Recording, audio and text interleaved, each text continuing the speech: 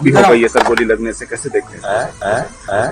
पारस अस्पताल में अपराधियों ने घुस करके एक इलाजरत मरीज के ऊपर गोली चलाई, उसकी हत्या, मौत भी हो गई है सर गोली लगने से हॉस्पिटल के अंदर। नमस्कार, प्रभात खबर में आपका स्वागत है। मैं हूं आपके साथ राजकमल। बिहार की राजधानी पटना में इन दिनों क्राइम चरम सीमा पर है।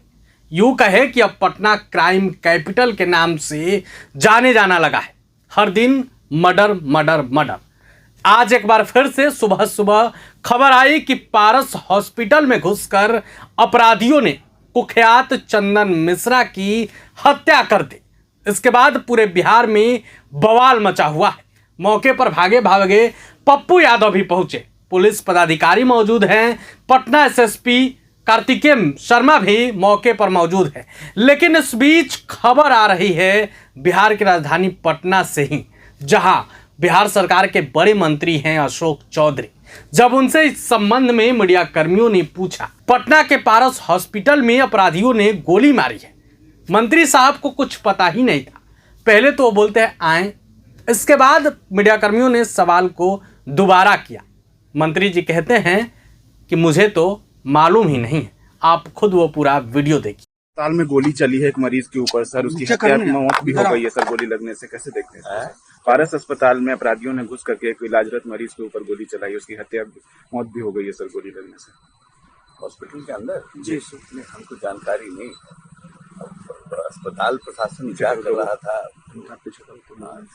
देखना पड़ेगा सीरियस मामला। सर बहुत बड़ी सौगात मिली है, 150 बिजली फ्री गई है मुख्यमंत्री के जरिए से।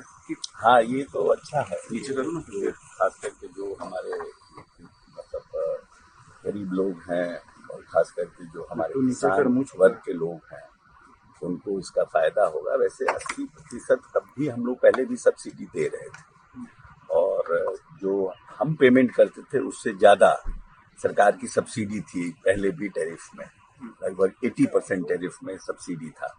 तो मैं समझता हूँ कि वो और अब 125 से वैसे लोगों को काफी राहत मिलेगी, क्योंकि हमारा जो पेनिट्रेशन है, मतलब जो मेरा अपना हम लोगों का जो बिजली पहुंचाने की जो साहब की जो नीयत है नेता की, तो उससे हम लोग घर घर बहुत जगह बिजली पहुंचाए। तो बहुत गरीब लोग भी हैं जो बिजली यूज करते हैं, कभी टोका फंसा लेते हैं तो पुलिस तंग करता है, और उनकी ये स्थिति नहीं है कि वो बिजली पेमेंट कर सके। तो वैसे लोगों को बहुत राहत मिलेगी, गरीब लोगों को इसका बहुत फायदा मिलेगा। पर चुनाव के समय में सर जो घोषणा नीतीश कुमार कर रहे हैं, विपक्ष के लोग कर रहे हैं कि हम लोगों ने जो वादा कर रहे हैं वही नीतीश कुमार पीछे आ रहे हैं, पीछे आ रहे हैं। नकलची सरकार बोल रहे तेजस्वी। 24,000 करोड़ का बजट का बिहार था, आज 3,18,000 करोड़ के बजट का बिहार। कौन नकल किसका किया? जीवन में उम्मीद भी कर सकता था क्या 2005 में कि बिहार का बजट जो है 3,18,000 करोड़ हो जाए? जो बोलते हैं नकलची सरकार, मुख्यमंत्री ग्रामीण सड़क, आज 21,000 करोड़ की योजना का मुख्यमंत्री जी ने कार्यारंभ और शिलान्यास किया है। 21,000 करोड़ की योजना। तो आप ये बताइए कि जीवन पे जब नेता आए थे तो बिहार में 8,000 किलोमीटर सड़क था। अब आज जो जब योजना शिलान्यास की 1,41,000 किलोमीटर सड़क बन जाए, ये नकल है? किसका नकल? जब आए थे 20 में मुख्यमंत्री जी, तो उन्होंने कहा कि हम 10 लाख नौकरी और 10 लाख रोजगार देंगे। उस समय कहाँ थे? 3 में थे कि 13 में थे? आरजेडी हमारे सरकार में थे, जो कि हमने उनके साथ मिलकर घोषणा किया था। अरे नकल तो वो कर रहे हैं, लेकिन कह रहे हैं हम ही नकलची। नीतीश कुमार ऐसी 5 योजनाओं की शुरुआत की है, चाहे वो लोहिया स्वच्छ मिशन हो, पोशाक योजना हो, हर घर नल का जल हो, हर घर बिजली हो, जीविका, जिसको भारत सरकार ने और दूसरे राज्यों ने अंगीकार किया। तो नकल तो दूसरे लोग नीतीश कुमार का करते हैं, नीतीश कुमार को किसी के नकल की क्या आवश्यकता? प्रधानमंत्री जी का आगमन हो रहा है सर। प्रधानमंत्री जी फिर 7,000 करोड़ की योजनाओं का नींव रखेंगे, घोषणा करेंगे, शिलान्यास करेंगे। आर्थिक संपन्नता के लिए जो हमारा लक्ष्य है, जो 7,000 पर कैपिटा इनकम प्रति व्यक्ति आय थी जब नीतीश जी इस बिहार के बागडोर संभाले थे, और आज 66,000 है, इसको 1 लाख करना है।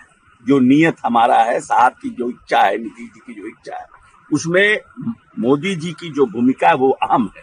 और ट्रेन के माध्यम से कि हमारा उत्पाद सही जगह पहुंच पाए, हमारे लोग उत्पादों को लेके सही जगह समय पर ट्रेन के साथ साथ जो NH पे जो हमारा है दूरियां कम हो, जिसका फायदा लोगों को मिले और आर्थिक संपन्नता हमारे गांव में भी पहुंचे और 1 लाख प्रति व्यक्ति हमारा आय हो, उसके लिए जो प्रयास है उसमें मोदी जी की जो कार्यक्रम हो रहे हैं उसको बिहार को बल मिल रहा है। लगातार आपराधिक घटनाओं पे कह रहे हैं कि यही जंगल राज है, चाहे वो पटना में हो या देखिए, बिहार में। पहले के घटनाएं हुई है, इसके प्रति साहब हमारे नेता भी संवेदनशील हैं, हमारी सरकार भी संवेदनशील है, लेकिन इन सब बातों के साथ साथ हमारी सरकार किसी भी अपराधियों को बचाने का काम नहीं कर रही। हम 48 घंटे तो आपने वो वीडियो देखा किस तरीके से बिहार सरकार के मंत्री अशोक चौधरी इतनी बड़ी घटना घटने के बाद भी अनजान है।